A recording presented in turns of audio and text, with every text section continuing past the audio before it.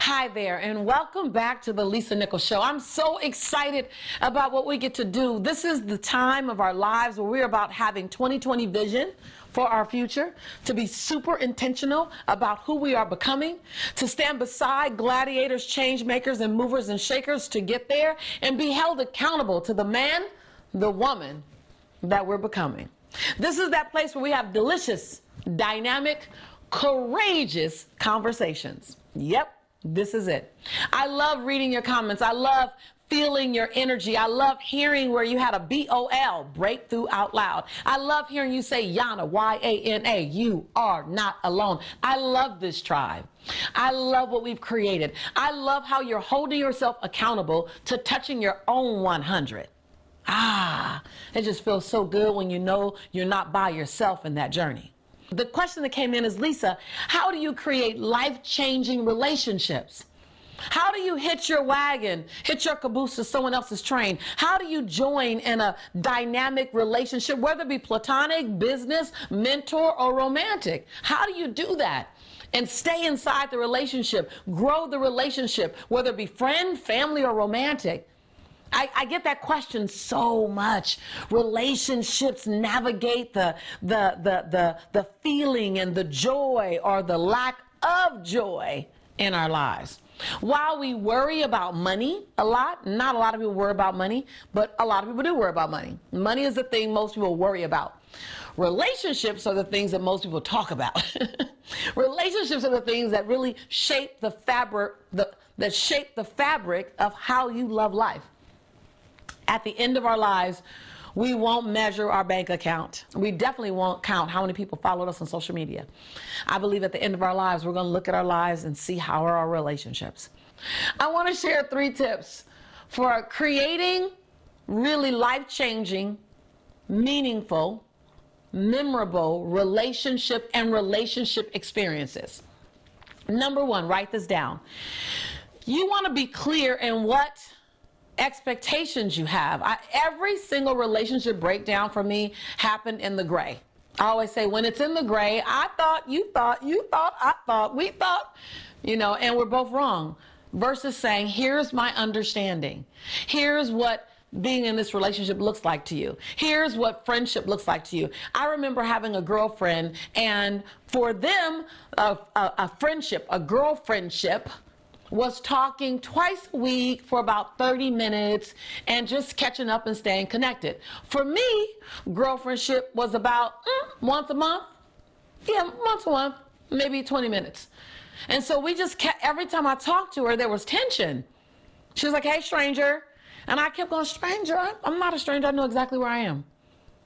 But it was the fact that she had an expectation that when we said we were going to be locked and loaded as girlfriends, our touch, and I remember over the years, the tension just rose and rose and rose, and ultimately the friendship died away. We couldn't sustain it. But it was outside of the clear expectations of what friendship looks like for her. Now, I didn't have to acquiesce and do twice a week. She didn't have to acquiesce and do once a month, but we did need to set clear expectations. And we pretty much failed each other, because we didn't have clear expectations. So the first thing in creating life-changing relationships is clear expectations, and not from a place of demand. Here's what I need, here's what I expect. So I want you to not be confused by the word expectations, because it's not as if you're going to make a demand. It's just, here's what friendship looks like to me. Tell me what it looks like to you, and let's find a place in the middle that allows us to dance together, right?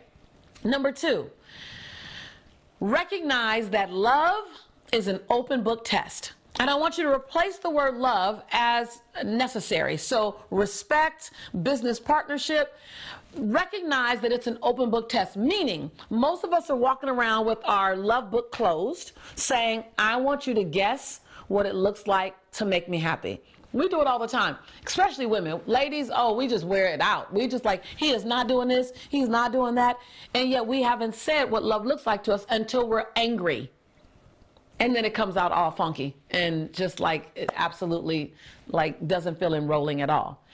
What love looks like. I literally wrote a list recently of what being loved looked like to me. I didn't attach it to anyone. I just said, this is what being loved looks like to me. thinking about me when you're out, sending me a Bitmoji, doing something, acts of kindness for me, touching me randomly, like in a relationship, or even with my girlfriends, just grabbing my hand, holding my hands. I'm high kinesthetic, so touching me, just touching me, holding my hands, rubbing my back. Words of affirmation. What does being loved look like? And then I got very detailed, and I began to talk about knowing my favorite foods, knowing when I'm on the plane or when I've traveled a long time and I'm lonely, sending me a note saying just thinking about you. So I made a long list, 2 pages, of what being loved looked like to me. And then I began to share pieces of it to the people that it was appropriate to. And man, when I tell you, there are a couple of relationships in just the last 45 days after giving that to them, I'm seeing just little things that I go, that feels so good. How did they know? Oh, I told them what loving me looks like. So number 2, recognize that love is an open book test, even in family and in friendships, and most in romantic. And 3, how do you create life-changing relationships? Replace confrontation with carefrontation. So confrontation is an uncomfortable moment that needs to reconcile something that leaves everyone feeling grinded and attacked in some cases, and you're wondering what the outcome is going to be. When you have a confrontation, you need to reconcile a situation, but you don't quite know what the outcome is going to be. Carefrontation, write this down really fast. Carefrontation is going into an uncomfortable moment and you sandwich the discomfort with intention. So the first thing you say is, what I want to happen in this conversation is that we can leave locked and loaded on the same page. I value you, and you go into 3 things that you value, love, admire, appreciate about the person. What I value about you is the way that you've been so committed to me. What I love about you is the way that you're attentive to our children. And what I appreciate about you is how hard you grind to provide for us, the family, whatever. So you sandwich the difficult conversation with words of affirmation that let them know that you truly see who they are. They're not packaged, they're not fake, they're real. You also say on the front part, here's what I want to do at the end of this conversation. I want us to be on the same page. I want us to find a solution. I want to be your ride or die. I want whatever that is, high intention. Then the challenge. You present the challenge is, what would support me is, what will work better for me is, no buts. What will support me, what will work better for me is, and I need your support in. And then at the end, you sandwich it again with, so I want to honor you for, what I appreciate about you is, like, you go back to high road. So the sandwich of juicy, delicious, honest, authentic, real love sits on both sides of a challenging conversation.